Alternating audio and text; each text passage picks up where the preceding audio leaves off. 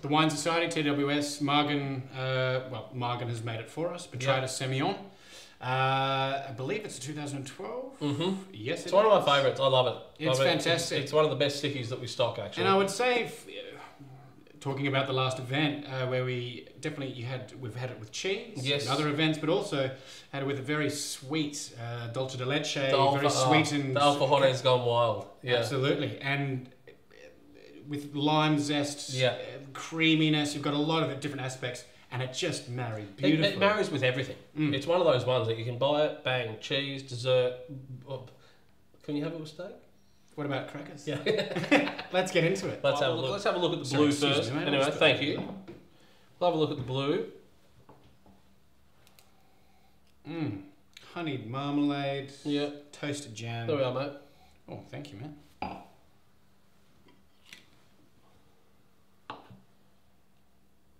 All right. 1, 2, 3, go.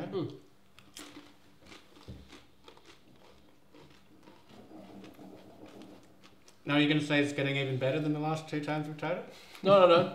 It's about the same as last time, Ed. But thank you.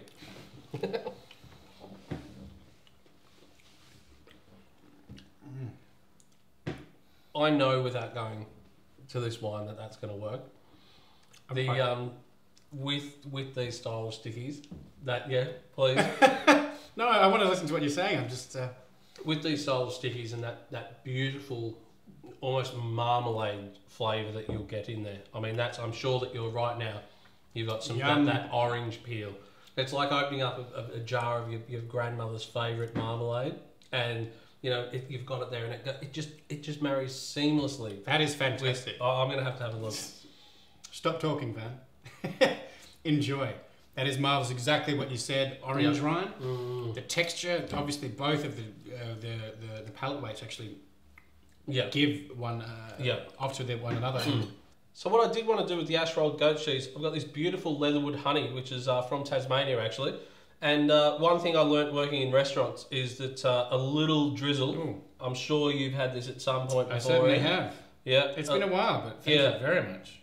Been a little while since we had a bit of honey. A little bit of honey with my goat's cheese. A little bit of honey with your goat's cheese, so to speak. But and once again, as you said, the ash adds to the aesthetic quality.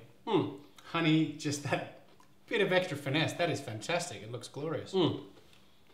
So that leatherwood honey, the bees have been out. They go off. They go to these leatherwood trees. It's such a unique flavour, but pretty much any honey will work. You can do it with blue, goat, pretty much a variety of cheeses. But already, that honey is bringing along some of the similar notes that the wine does. And also the slightly sour aspect that we did talk about the cheese before. The honey is cutting through that, lifting straight it. through. So now, this will marry with not the astringency of the sour, and with extra palate weight, creaminess, 100%, and the sweetness. Let's give it a go.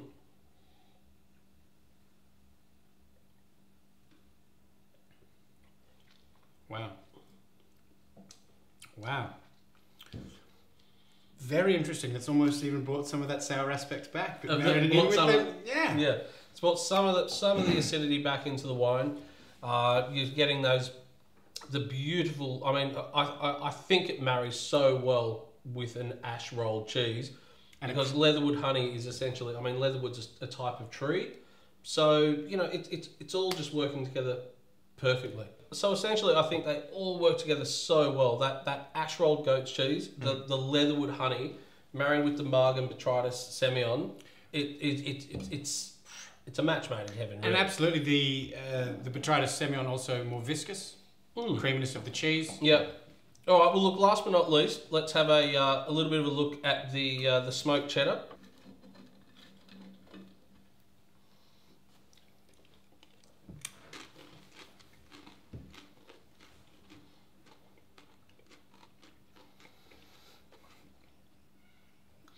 Each time that you eat it, wow, the smell, the flavour, everything grabs you. But it's been one of the hardest ones to marry with the wine, I think. Indeed. Well, perhaps the salty, more savoury, kind of cured meat aspect of that might marry well with the sweetness. Definitely. Let's have a little look.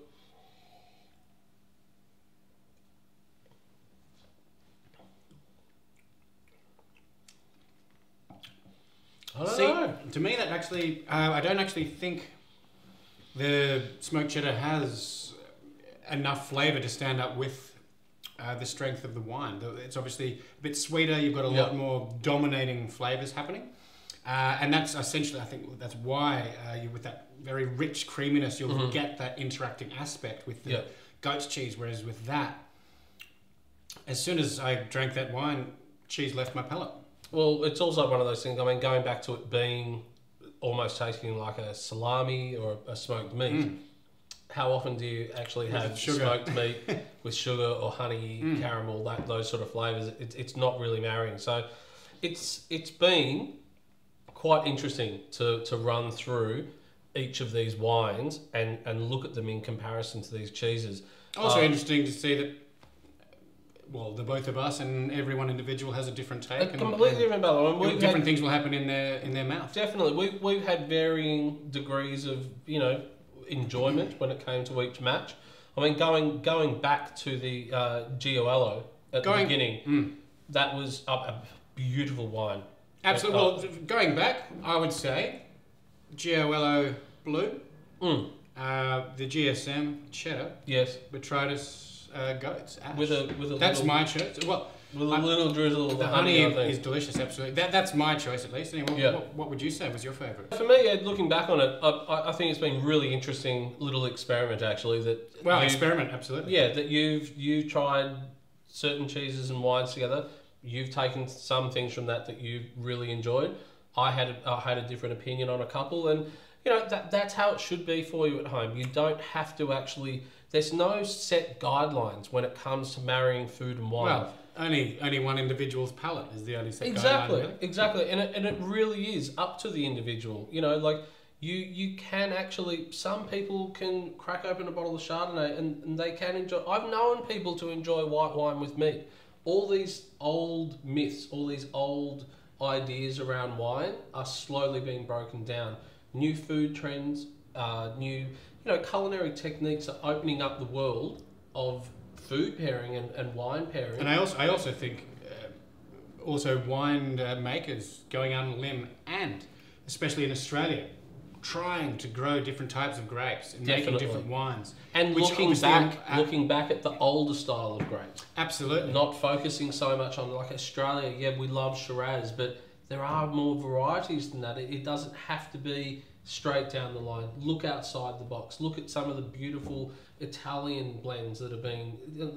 Look at some of the beautiful Italian varietals that are being grown here. You've got your Tempraneos, all those styles of wine are now starting to get a bit more recognition than they used to, and I think that it's only going to make for a better environment for both food and wine. And also Australian people are willing to try new varieties, which is the most exciting aspect. Yeah. And that's where you'll really get to understand all the different types of food, lighter, heavier, to the lighter styles and heavier styles of wines as well. Definitely. Both red and white. So Ed, thanks for coming over again, running through these beautiful cheese and wine pairings. Thank you for having me. It's been a pleasure. And look, don't forget that all these wines that we've run through today are available on the Wine Society website. If you click the link just down below, they will take you off to where you can purchase some of these fantastic wines. And look, if you are interested moving forward, we're going to be having some fantastic food and wine pairing evenings, lunches. We're not too sure where we're going to take it venues, Pop-up at the Wine Society office, indeed. But come on down, have a bit of a look, and we look forward to seeing you all soon. Thanks for joining us. Thank you for having me, and nice to see you. Cheers, mate, and cheers to you.